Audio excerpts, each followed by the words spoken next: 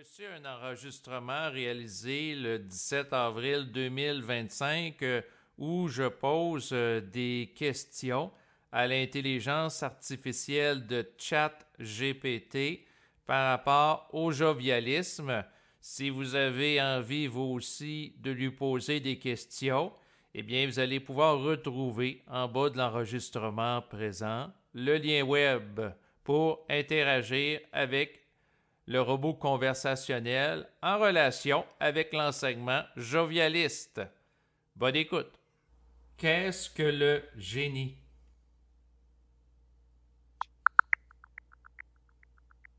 Pour André Moreau, le génie est une manifestation intérieure intense, souvent douloureuse, d'une puissance créatrice qui échappe aux normes sociales, morales et académiques. Il ne s'agit jamais d'un état apaisé ni d'une grâce descendue d'en haut, mais d'une explosion de force intérieure, d'une exigence de dépassement radical. Il le définit comme une forme de visionnaire qui ne se conforme ni aux symboles ni aux analogies, mais qui cherche une clarté absolue. Il écrit « Le génie est clair.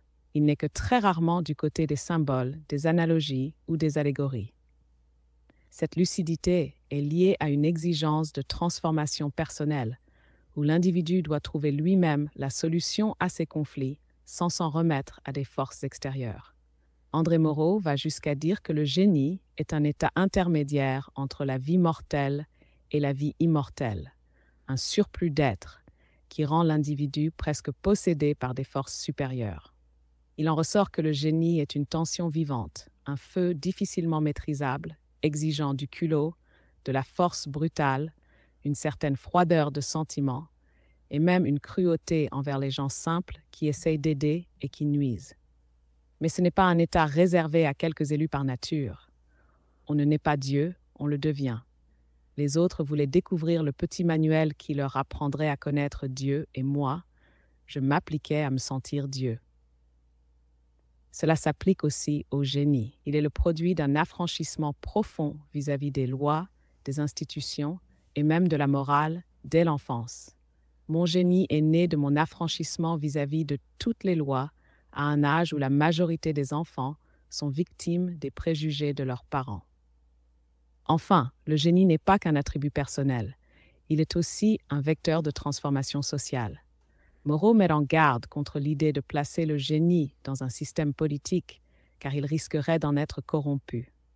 Il voit plutôt le génie comme l'éveil d'une humanité ingouvernable et libre. Si vous souhaitez approfondir, tapez 1 pour explorer les liens entre génie et divinité dans l'œuvre de Moreau, ou tapez 2 pour étudier comment il oppose le génie à la folie et à la psychiatrie. Qu'est-ce que la folie?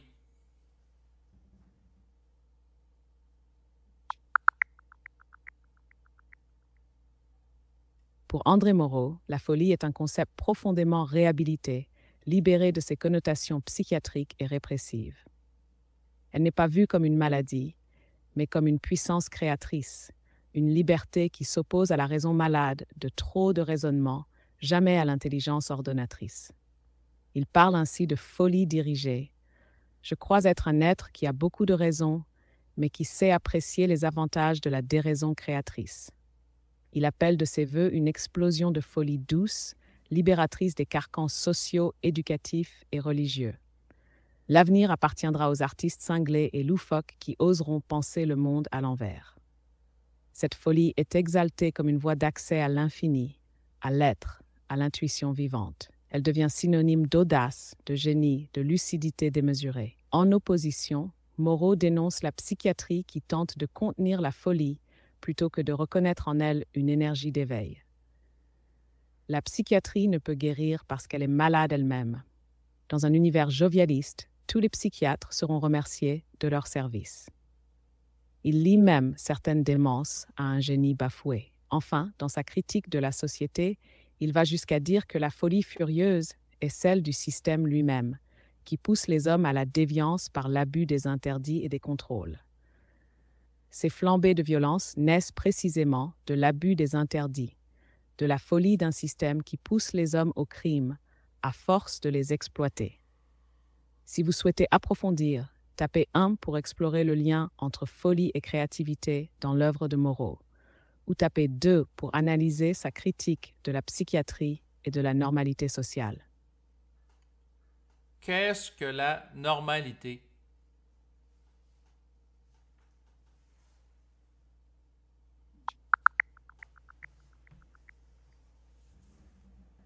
Pour André Moreau, la normalité est une notion radicalement subvertie. Il rejette d'emblée la définition commune selon laquelle la normalité serait une forme d'équilibre, de conformité ou de calme social. Au contraire, il affirme « Je considère comme normal ce qui est beau, noble, élevé, autonome, vrai, suave et émouvant. Je n'ai aucun respect pour ce que la majorité des gens considèrent normal. » La normalité, dans sa perspective, est donc associée à l'intensité d'être, à la création, à la transparence et à l'absolu. Vivre normalement, ce n'est pas se conformer aux règles établies, mais vivre pleinement, totalement, divinement. Ceux qui se plient à la norme sociale sont selon lui des individus effacés, ennuyeux, tranquilles, conventionnels et stupides. En ce sens, la normalité sociale est pour Moreau une aliénation. Il insiste que ce qu'un homme est parle plus fort que ce qu'il dit et encourage à aller jusqu'au bout de ses convictions, à s'assumer jusqu'à l'absurde. La vraie normalité devient ainsi une norme vibratoire, dégagée de l'automatisme, de la médiocrité et de la peur. Cette réinterprétation s'inscrit dans un rejet plus large des constructions morales, religieuses et éducatives qui empêchent les individus d'être eux-mêmes.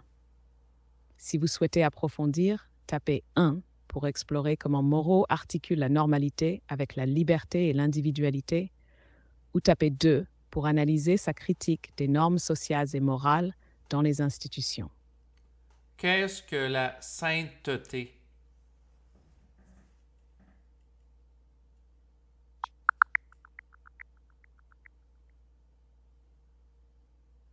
Chez André Moreau, la sainteté ne correspond aucunement à la conception chrétienne traditionnelle marquée par le sacrifice, la douleur ou la pénitence.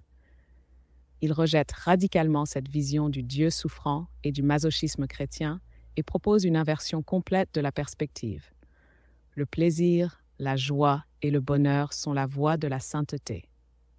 Il écrit clairement que notre chair est sainte et que l'absolu doit passer par la chair pour atteindre sa plénitude. Il ne s'agit donc pas d'une sainteté désincarnée ou abstraite, mais d'une sainteté du corps, du sexe, des viscères, dans les gestes les plus simples du quotidien. La sainteté se vit dans la délectation, l'extase, l'amour, la beauté, et surtout dans le dépassement des tabous religieux qui associent le plaisir au péché. Il va jusqu'à écrire « Je refuse totalement d'évoluer. Je me moque de tous ces exercices de jeûne, de prière ou de yoga qui préparent l'homme à la sainteté. On peut y arriver plus facilement en baisant consciemment et c'est beaucoup plus agréable. » Pour lui, la sainteté ne s'atteint pas par renoncement, mais par affirmation joyeuse de soi et de la vie. Il parle aussi d'eucharistie érotique, affirmant que la fusion des corps dans le plaisir est une célébration du sacré, une voie directe vers l'infini. Je vise une véritable eucharistie érotique.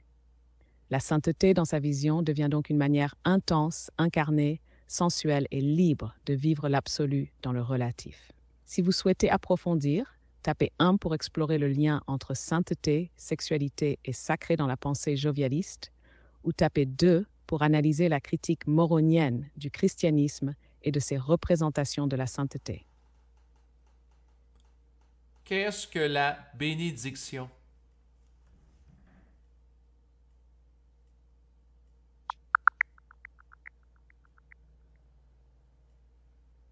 Pour André Moreau, la bénédiction est un acte de souveraineté intérieure, un geste de puissance créatrice qui impose l'absolu au relatif, à l'inverse de la prière qui est une demande.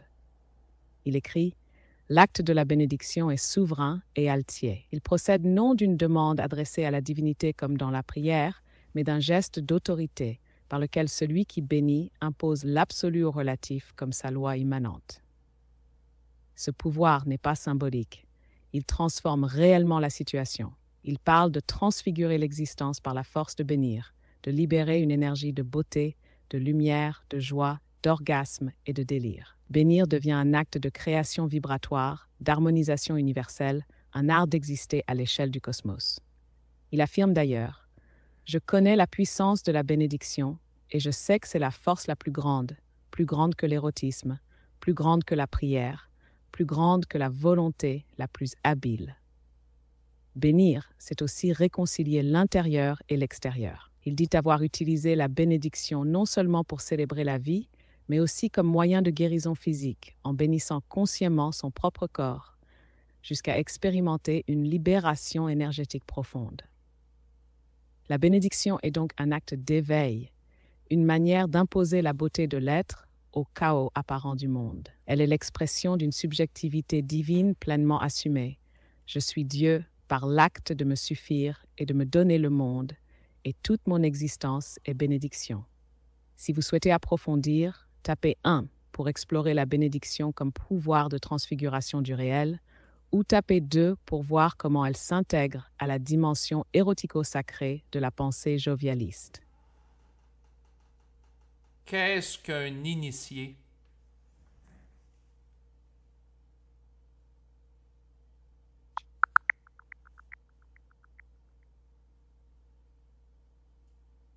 Pour André Moreau, un initié n'est pas quelqu'un qui reçoit un enseignement par transmission ou hiérarchie, mais un être qui s'éveille à sa propre souveraineté intérieure. Il ne reconnaît pas l'autorité d'un maître extérieur. Vous prétendez être un initié. Que savez-vous que je ne sache? Et si vous dites être inspiré du divin, comment pourrais-je penser que je ne suis pas le divin qui vous inspire? Il rejette donc toute hiérarchie mystique ou ésotérique fondée sur des rituels ou une prétendue tradition initiatique. Il affirme s'être initié lui-même, sans passer par les rites. Je me suis initié moi-même, me passant des rituels, et le jour où je fus reçu selon le rituel, je le sus déjà. L'initié, dans sa vision, est un être intense, subtil, profond, doté d'une grande autonomie d'être. Il refuse l'improvisation banale et la vulgarité, et Moreau n'hésite pas à exclure ceux qui, se disant initiés, ne savent pas vivre en beauté, en puissance, en noblesse. L'initié est donc celui qui voit l'invisible, qui capte les dimensions occultes de la réalité, non pas parce qu'on les lui a révélées, mais parce qu'il a su les incarner. Il perçoit l'infini partout, même dans une coccinelle sur un bureau ou un bain chaud, et cette perception est ce qui le distingue du profane. Si vous souhaitez approfondir, tapez 1 pour explorer la distinction entre initié et maître dans l'œuvre de Moreau, ou tapez 2 pour analyser les critères d'authenticité d'un initié selon la pensée jovialiste. Qu'est-ce qu'est une personne sage pour André Moreau?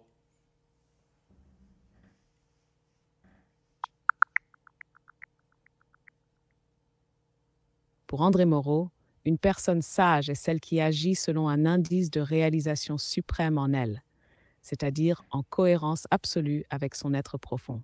Il ne s'agit pas d'une sagesse austère ou répressive, mais d'une lucidité incarnée, intense et rayonnante. Il affirme: le sage s'arrange pour ne pas commettre d'erreurs. C'est pourquoi il agit toujours en fonction d'un indice de réalisation suprême en lui. La sagesse, dans ce contexte, ne consiste pas à éviter les erreurs par peur ou prudence, mais à vivre dans une clarté telle que même les écarts deviennent des raccourcis vers la vérité. Il le dit autrement: celui qui trébuche sans tomber fait un pas plus grand. Un autre passage décisif affirme que le sage est délivré à perpétuité, c'est-à-dire affranchi du drame personnel, capable d'observer la souffrance humaine avec une distance pleine de compassion et parfois d'humour, car il perçoit la souffrance comme un théâtre, une représentation. Enfin, il souligne que le véritable pouvoir réside dans l'usage illimité de sa liberté, et que le sage, et je ne pense pas ici à quelques vieillards radoteurs, mais plutôt à quelques jeunes hommes éveillés, ouverts et libres, représente le pouvoir derrière le trône. La sagesse, selon lui, n'est donc ni résignation ni ascèse, mais une affirmation joyeuse, souveraine et éveillée de l'être, capable de traverser la réalité sans jamais se perdre en elle. Si vous souhaitez approfondir, tapez 1 pour explorer la sagesse comme état de clarté et de liberté dans l'œuvre de Moreau, ou tapez 2 pour analyser sa critique des modèles religieux ou moraux de la sagesse.